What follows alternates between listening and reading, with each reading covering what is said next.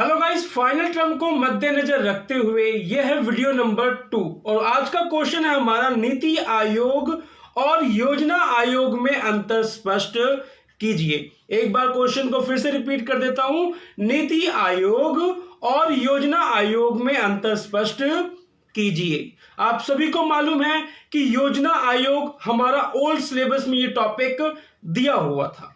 New syllabus में नीति आयोग को add किया गया है, तो एग्जाम के नजरिए से ये क्वेश्चन मोस्ट इंपॉर्टेंट हो जाता है कि हम नीति आयोग और योजना आयोग में अंतर स्पष्ट करें। 6 मार्क्स में ये क्वेश्चन आप लोगों से पूछा जा सकता है फाइनल टर्म में। आप सभी को मालूम है कि मैं फाइनल टर्म की तैयारी करवा रहा हूं, तो चलिए स्टार्ट करते हैं। मैं दीपक सिन्हा और आप लोग देख रहे हैं स्टडी नमा। क्वेश्चन को एक बार फिर से रिपीट कर देता हूं कि नीति आयोग एवं योजना आयोग में अंतर स्पष्ट कीजिए। कॉपी और पेन निकाल लीजिए। एक साइड आप लोग नीति आयोग लिखिए और दूसरी साइड योजना आयोग। तो पहला पॉइंट नीति आयोग का मैंने आप लोगों के लिए मेहनत पूरी कर ली है, तो कहीं और से पढ़ने की कोई जरूरत नहीं है। ये 6 पॉइंट्स आप लोगों के लिए इनफ है 6 मार्क्स के लिए। तो नीति आयोग में पहला पॉइंट लिखें, 1 जनवरी 2015 को नीति आयोग की स्थापना हुई। 1 जनवरी 2015 को नीति आयोग की स्थापना हुई। पहला पॉइंट नीति आयोग में। दूसरी तरफ आ जाइए योजना आयोग के बॉक्स में, इसमें लिखिए पहला पॉइंट, योजना आयोग की स्थापना। योजना आयोग की स्थापना मार्च 1950 में हुई थी। अब पास्ट टेंस में इसको हम बोलेंगे क्योंकि इसको समाप्त कर दिया गया है। फिर से रिपीट करता हूं कि योजना आयोग की स्थापना मार्च 1950 में हुई थी और 15 अगस्त 2014 को योजना आयोग को समाप्त कर दिया गया। योजना आयोग को समाप्त कर दिया गया। प्रधानमंत्री के भाषण के साथ ही इस आयोग को समाप्त कर दिया गया। एक एक पॉइंट हो गए। दूसरे पॉइंट पे आ जाइए। दूसरा पॉइंट, भारत के प्रधानमंत्री नीति आयोग के पदेन सभापति हैं। भारत के प्रधानमंत्री नीति आयोग के पदेन सभापति हैं तथा वे नीति आयोग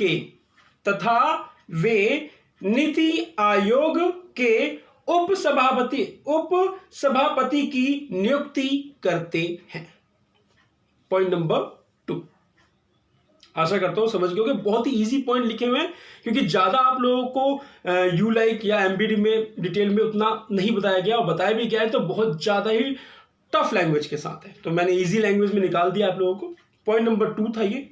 अब आ जाइए योजना आयोग में। पॉइंट नंबर 2, योजना आयोग के अध्यक्ष प्रधानमंत्री होते थे जो आने वाले 5 सालों के लिए नियोजन करते थे।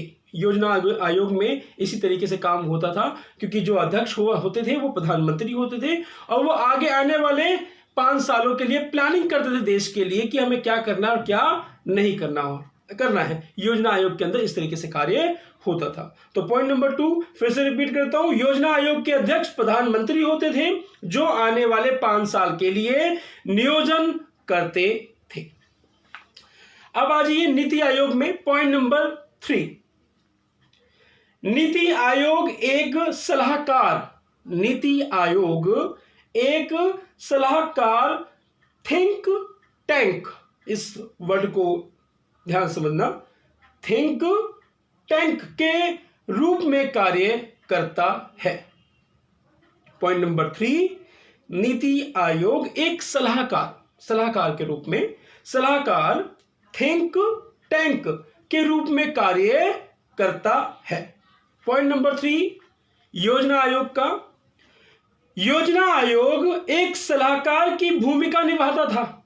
योजना आयोग एक सलाहकार की भूमिका निभाता था और इसकी सिफारिशें तभी प्रभावकारी हो पाती थीं जब तक मंत्रिमंडल उन्हें मंजूरी ना दे दे। फिर से रिपीट कर देता हूं, योजना आयोग एक सलाहकार की भूमिका निभाता था, सलाह देता था कि आपको इस तरीके से कार्य करने हैं देश के लिए। आगे, और इसकी सिफारिशें तभी प्रभावकारी हो पाती थी। सलाह तो इन्होंने दे दी सरकार को, अब प्रभावकारी तभी हो पाती थी जब तक मंत्रिमंडल उन्हें मंजूरी ना दे दे। यानी कि जो मंत्रिमंडल है उन सिफारिशों को सुने, उन सलाह को सुने, उन्हें अच्छा लगे कि हाँ देश के हित के लिए है, तो वो मंजूरी देते थे, अदरवाइज बिल्कुल नहीं। तो ये था पॉइंट नंबर 3। ठीक है, अब आ जाइए पॉइंट नंबर 4 नीति आयोग का। पॉइंट नंबर 4, नीति आयोग को नीतियां लागू करने का अधिकार नहीं है। नीति आयोग को नीतियां लागू करने का अधिकार नहीं है।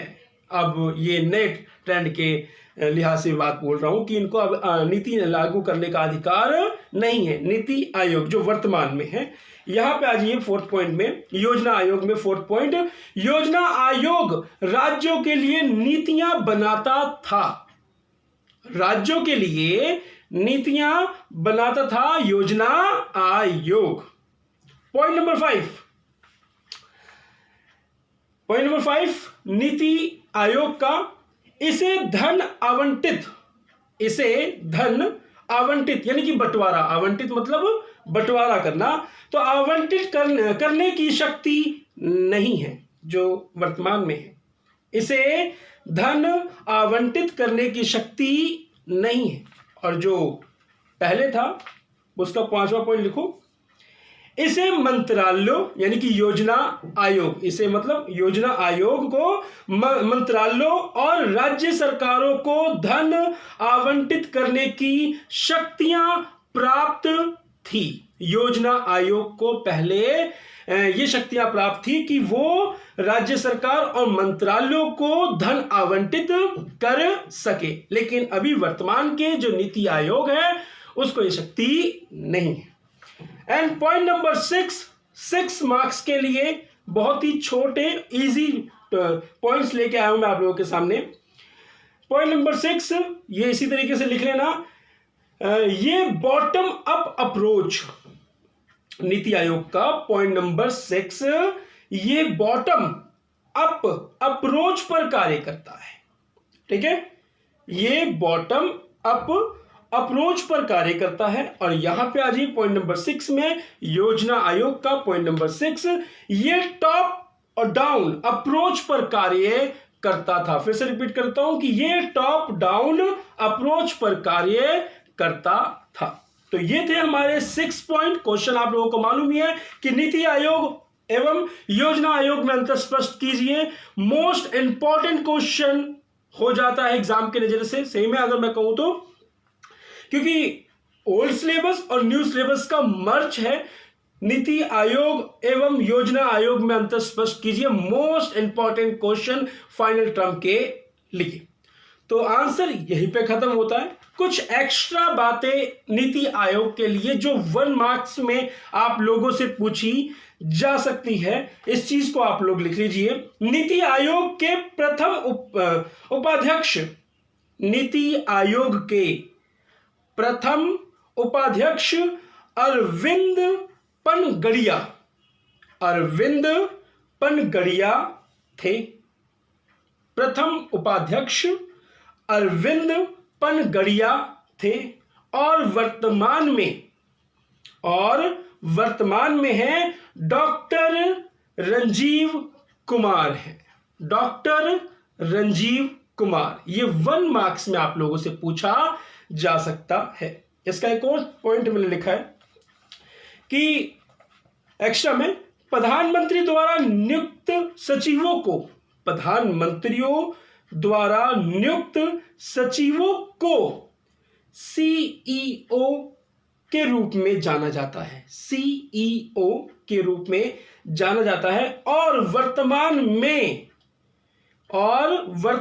में सीईओ हैं अमिताभ कांत, रजनीकांत के बड़े भाई अमिताभ कांत। याद करने के लिए बात कह रहा हूं मैं।